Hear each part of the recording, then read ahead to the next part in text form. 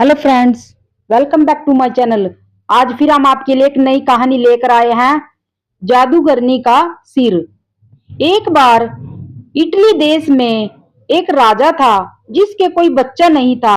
वह हमेशा भगवान से यही प्रार्थना करता रहता था कि वह उसको कोई बच्चा दे, पर उसकी सारी प्रार्थनाएं बेकार जा रही थी।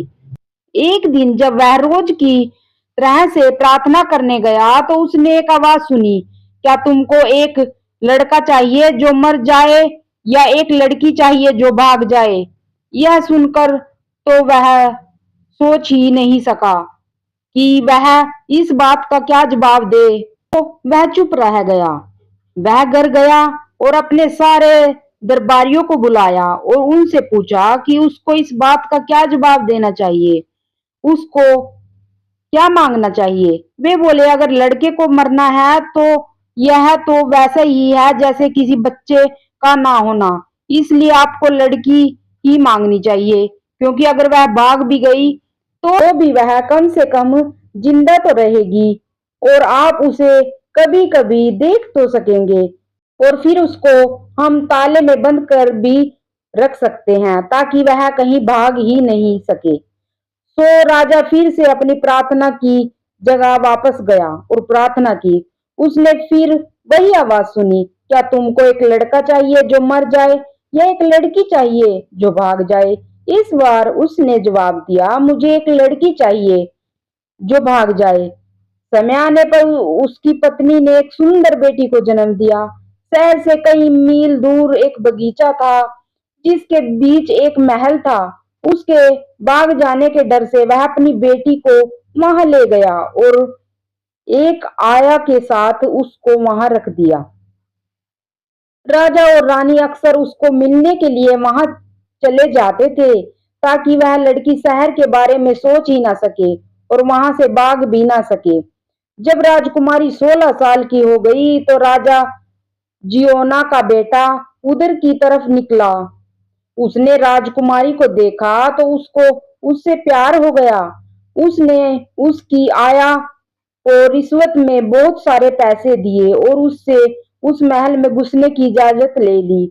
दोनों को एक दूसरे से प्रेम हो गया था, सो दोनों ने खुशी खुशी शादी कर ली। दोनों की यह शादी दोनों के माता पिता को बिना पता चले ही हो गई। 9 महीने बाद राजकुमारी ने एक सुंदर से बेटे को जन्म दिया। सो अगली बार जब राजा अपनी बेटी से मिलने आया तो पहले वह उसकी आया से मिला। उसने उससे पूछा कि उसकी बेटी कैसी थी। आया बोली, बहुत अच्छी है। क्या आप विश्वास करेंगे कि उसके अभी अभी बेटा हुआ है? यह सुनकर तो राजा ने उससे कोई भी रिश्ता रखने से मना कर दिया। इस तरह वह राजकुमारी अपने पति और बेटे के साथ उसी महल में अकेली रहती रही। 15 साल का हो जाने के बाद भी उसके बेटे ने अपने नाना को नहीं देखा था, तो उसने अपनी माँ से कहा, माँ, मैं अपने नाना से मिलना चाहता हूँ। उसकी माँ ने कहा, हाँ हाँ बेटा, क्यों नहीं, जाओ तुम उनके महल में जाओ और उनसे मिल लो। अगले दिन वह सुबह जल्दी उठा और एक घोड़े पर सवार होकर और काफी सारा पैसा लेकर अपने नाना से मिलने चल दिया। जब वह वहां पहुंचा तो उसके नाना ने उससे कोई प्यार दिखाना तो दूर बल्कि उसकी तरफ देखा भी नहीं और उससे बोला भी नहीं। इतना खराब स्वागत देखकर वह लड़का 3-4 महीने बाद अपने नाना से बोला, आप मुझसे इतने नाराज क्यों हैं नाना जी की? आप मुझसे बोलते भी नहीं हैं। राजा बोला, जब तक तुम जंगल में रहने वाली जादूगरनी का सिर काट कर नहीं लाओगे तब तक मैं तुमसे नहीं बोलूंगा। राजकुमार बोला, नाना जी, मैं केवल आपके लिए ही वहां जाऊंगा और उस जादूगरनी का सिर काट कर लाऊंगा। राजा बोला, यही तो मैं भी चाहता हूँ कि तुम वहां जाओ और उस जादूगरनी का सिर काट लाओ। ठीक है। यह जादूगरनी एक ऐसी जादूगरनी थी कि जो कोई उसको देखता था वह पत्थर का हो जाता था, और यह बात वह राजा जानता था कि उसके बेटे के साथ भी यही होने वाला है। यानी जैसे ही वह उसकी तरफ देखेगा तो वह पत्थर का हो जाएगा। इसीलिए उसने उससे यह कहा भी था कि वह उस जादूगरनी का सिर काट कर लाए। उस लड़के ने एक बहुत ही बढ़िया घोड़ा चुना, काफी सारा पैसा लिया और उस जादूगरनी का सिर लाने चल दिया। रास्ते में उसको एक बूढ़ा मिला। उसने उस लड़के से पूछा, मेरे बेटे तुम कहाँ जा रहे हो? जादूगरनी के पास उसका सिर लाने। ओ मेरे भगवान, उसके लिए तो तुमको एक ऐसा घोड़ा चाहिए जो उड़ सके, क्योंकि वहां पहुंचने के लिए तुमको एक पहाड़ के ऊपर से जाना पड़ेगा जिस पर बहुत सारे शेर चीते रहते हैं। अगर तुम वहां से इस घोड़े पर जाओगे तो वे तुमको और तुम्हारे घोड़े दोनों को खा जाएंगे। लड़का बोला, पर ऐसा घोड़ा मुझे मिलेगा कहाँ से? बूढ़ा बोला, रुको, मैं तुमको एक ऐसा घोड़ा ला कर देता हूँ जो उड़ सकता है। इतना कहकर वह गायब हो गया और जब वह लौटा तो उसके साथ एक बहुत ही शानदार घोड़ा था। वह बूढ़ा बोला, अब तुम मेरी बात सुनो। तुम सीधे सीधे उस जादूगरनी को नहीं देख सकते, क्योंकि अगर तुमने उसको सीधे देखा तो तुम पत्थर के हो जाओगे। तुमको उसे एक शीशे में देखना पड़ेगा। वह भी तुमको बताता हूँ कि वह शीशा तुम्हें कैसे मिलेगा। तुम यहाँ से इधर चले जाओ और थोड़ी दूर जाने के बाद तुमको एक संगमरमर का महल दिखाई देगा और एक बगीचा दिखाई देगा जिसमें खुबानी के फूल वाले पेड़ लगे होंगे। वहां तुमको दो अंधी स्त्रियां मिलेंगी। उन दोनों स्त्रियों के पास केवल एक ही आंख है। वे दोनों उस एक आंख को आपस में बांट कर इस्तेमाल करती हैं। उन्हीं स्त्रियों के पास वह शीशा है जो तुमको उस जादूगरनी को देखने के लिए चाहिए। वह जादूगरनी अक्सर अपना समय एक घास के मैदान में गुजारती है जिसमें बहुत सारे फूल लगे हैं। उन फूलों की खुशबू ही तुम्हारे ऊपर जादू डालने के लिए काफी है। सो उस खुशबू से जरा बच कर रहना और ध्यान रहे कि उस जादूगरनी को केवल शीशे में ही देखना, नहीं तो तुम पत्थर के हो जाओगे। लड़के ने उस बूढ़े को धन्यवाद दिया और उसका उड़ने वाला घोड़ा लेकर चल दिया। वह उस पहाड़ के ऊपर से उड़ा जहां बहुत सारे शेर, चीते और सांप रहते थे और जो उसको खाने के लिए तैयार थे। वे उसको खाने के लिए दौड़े भी, पर वह क्योंकि बहुत ऊंचा उड़ रहा था इसलिए वे उसको कुछ नहीं बिगाड़ सके। पहाड़ को पीछे छोड़ता हुआ वह उड़ा जा रहा था कि दूर उसको एक संगमरमर का महल दिखाई दिया। उसने सोचा कि शायद यही उन अंधी स्त्रियों का महल होगा।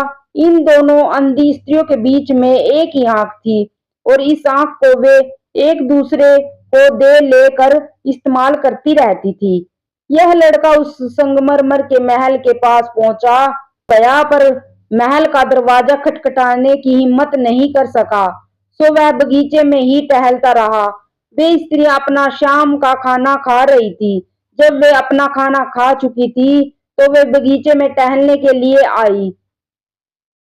उस समय वह एक पेड़ पर चढ़ गया ताकि वे स्त्रियां उसको देख न सके। वे बातें करती हुई घूम रही थी। जिस स्त्री के पास आंख थी उसने ऊपर की तरफ मुंह उठाकर देखा और बोली, तुमको यह महल देखना चाहिए जो राजा ने अभी नया नया बनवाया है। दूसरी बोली, अच्छा तो तुम मुझे आंख दो तो भी मैं देखूं।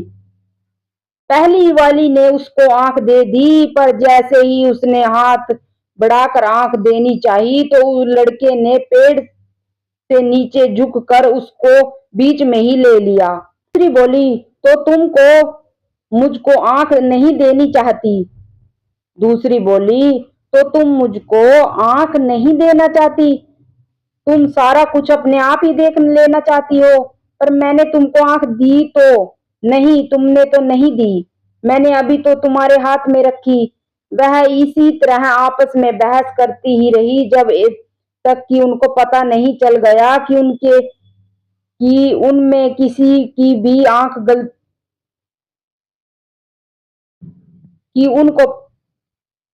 कि उनको यह पता नहीं चल गया कि उनमें से किसी की भी गलती नहीं थी और इस समय आंख उन दोनों में से किसी के पास भी नहीं थी।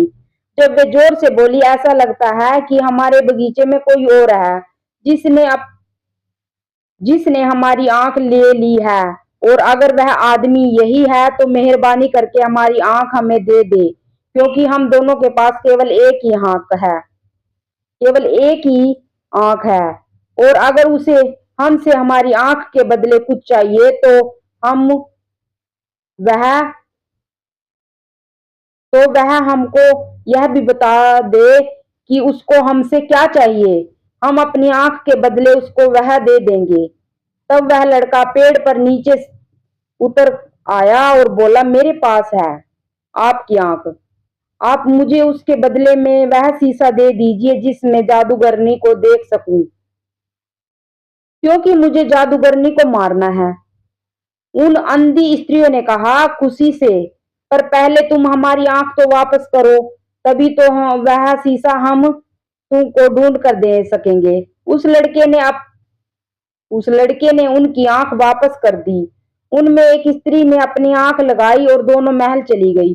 कुछ देर में वह एक शीशा लेकर वापस लौटी। उन्होंने वह शीशा उस लड़के को दे दिया और वह लड़का शीशा लेकर अपनी आगे की यात्रा पर चल दिया। फिर वह चलता रहा, जब वह हवा में फूलों की खुशबू नहीं बरस गई। जैसे जैसे वह आगे बढ़ता गया, फूलों की खुशबू और तेज होती चली गई। वह अब घास के मैदान में बने एक महल के पास पहुंच गया। उस मैदान में फूल ही फूल लगे हुए थे। वह जादूगरनी अपने घास के मैदान में घूम रही थी। उस लड़के ने अपना घोड़ा थोड़ा पीछे किया और उस जादूगरनी की तरफ पीट करके उसको शीशे में देखा। जादूगरनी को अपनी ताकत पर बहुत विश्वास था कि उसको देखते ही लोग पत्थर बन जाएंगे, और अपनी इसी ताकत के भरोसे वह किसी से बच कर कहीं भागने की कोशिश भी नहीं करती थी, और इसलिए अभी भी वह कहीं गई भी नहीं। वह बगीचे में ही घूमती रही। उसको वहीं घूमते देखकर उसको शीशे में देखते हुए वह लड़का उसके पास तक चला आया। उसको वहीं घूमते देखकर उसको शीशे में देखते हुए वह लड़का उसी के पास तक चला आया और अपनी तलवार घुमाकर चलाते हुए उसका सिर काट लिया।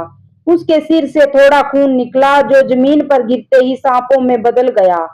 उस लड़के ने शीशे में देखते हुए वह सिर एक थैले में रखा और उड़ते घोड़े को धन्यवाद देकर वह उसके ऊपर सवार होकर तुरंत ही वहां से उड़ चला।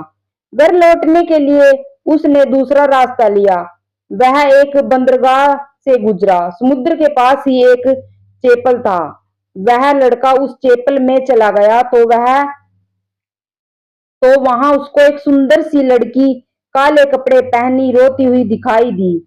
जैसे ही उसने उस लड़के को देखा तो चिल्लाई, चले जाओ, यहां से चले जाओ। यहां अगर ड्रैगन आ गया तो वह तुमको खा जाएगा। वह रोज एक जिंदा आदमी खाता है। आज क्यों मेरी बारी है, इसलिए मैं यहाँ उसको इंतजार कर रही हूँ, पर तुम यहाँ से चले जाओ। लड़के ने उसको धीरज बंधाया। देखो, तुम घबराओ नहीं और रो भी नहीं, मैं तुमको उस ड्रैगन से बचाऊंगा। लड़की लड़की रोते रोते बोली, यह नामुमकिन है, उस जैसे ड्रैगन को मारना नामुमकिन है। लड़का फिर उसको तसल्ली देते हुए बोला, तुम डरो नहीं और आओ मेरे घोड़े पर बैठ जाओ। कहकर उस लड़के ने उस लड़की को अपने घोड़े पर बिठा लिया। उसी समय पानी में छबाकों की आवाज सुनाई दी तो लड़के ने उस लड़की से अपनी आंखें बंद करने के लिए कहा और उसने खुद भी अपनी आंखें बंद करके थैले से जादूगरनी का सिर निकाल लिया। जैसे ही ड्रैगन ने पानी में से अपना सिर बाहर निकाला तो उसको जादूगरनी का सिर दिखाई दिया। वह उसको देखकर तुरंत ही पत्थर का हो गया और समुद्र की तली में डूब गया। यह लड़की तो एक राजा की बेटी थी, सो इस लड़की को ड्रैगन से बचाकर वह लड़का उसको उसके माता पिता के पास ले गया। राजा और रानी दोनों ही अपनी बेटी को जिंदा और सही सलामत देखकर बहुत खुश हुए।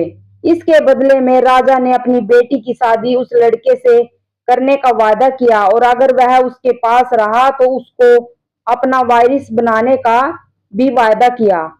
उस लड़के ने राजकुमारी को तो ले लिया पर उसके राज्य के लिए उसको बहुत धन्यवाद दिया और कहा कि वह तो खुद ही अपने राज्य का राजा था और उसको वहां वापस लौटना था। राजकुमारी को लेकर वह अपने नाना के पास पहुंच गया। राजा अपने देवते का जिंदा वापस आया देखकर आश्चर्यचकित भी हुआ और साथ ही कुछ दुखी भी हुआ।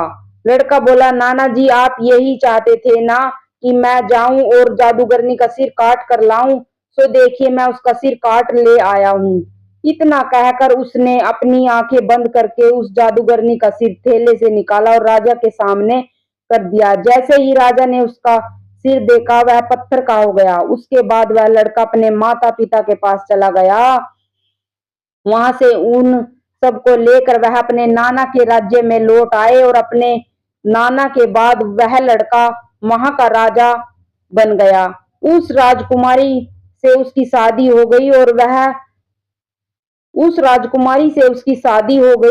और वे सब खुशी खुशी रहने लगे।